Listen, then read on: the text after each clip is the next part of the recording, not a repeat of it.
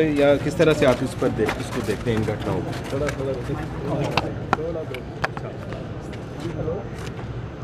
गौ व्यक्तिगत और सामूहिक हिंसा के कई घटनाएं देश में हुई हैं। इसमें 3 तरह के समूह हैं। एक समूह है जो इस विषय को लेकर हिंसक हो जाता है। दूसरा समूह है जो भावनाओं का अनादर करता है। और तीसरा समूह है जो राजनीतिक धार्मिक है, वोट बैंक की राजनीति करता है, वह इसको भड़काने का काम करता है। इसलिए मेरा तीनों प्रकार के समूहों से कहना है, सब दुनिया के धर्मों ने ये कहा है कि हर बच्चे की माँ है, पर दुनिया के सब बच्चों के लिए गाय एक माँ है जिसके दूध से उसकी परवरिश होती है। ये भी कहा है गोश्त में बीमारियां हैं, दूध और घी में इलाज भी है और उसके साथ साथ सेहत भी है।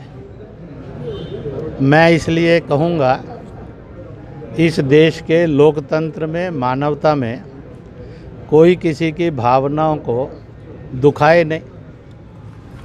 दूसरी बात, जिसकी भावनाएं दुखती हैं उन्होंने हिंसा नहीं करनी चाहिए। तीसरा, वो आजम है कि ओवैसी है कि कांग्रेस के नेता हैं, उन्होंने इसमें घी डालकर भड़काना नहीं चाहिए। इसलिए मेरे तीनों प्रकार के समूहों को ये कहना है कि वह भारत के लोकतंत्र को, जीवन मूल्यों को मजबूत करें, किसी की भावनाओं को दुखाएं नहीं, भड़क कर हिंसा करें नहीं, भड़का कर उसको सुलगाएं नहीं। इसलिए आपके द्वारा मैं तीनों समूहों से ये निवेदन करता हूँ कि वे सब मिलकर भारत को एक खुशहाल, प्यार, भाईचारे और मोहब्बत का देश बनाएं। और तीनों अगर इस बात के लिए ठीक से आचरण करेंगे तो मुझे लगता है कि इस समस्या का समाधान यह बहुत शीघ्र निकल आएगा। नीरज जी, क्या आपको नहीं लगता कि ऐसी घटनाएं जो है वो कहीं ना कहीं कि जो किसी की भावनाओं को दुखाते हैं वह भी एक हिंसा है।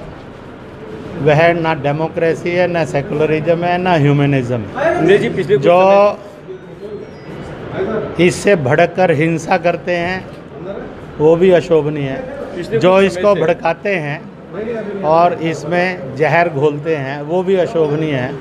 इसलिए all the 3 forces and media should behave properly. Neeraj ji, पिछले कुछ समय से कश्मीर में जो सिलेक्टिव किलिंग्स हो रही हैं, खासतौर पे जो फोर्सेस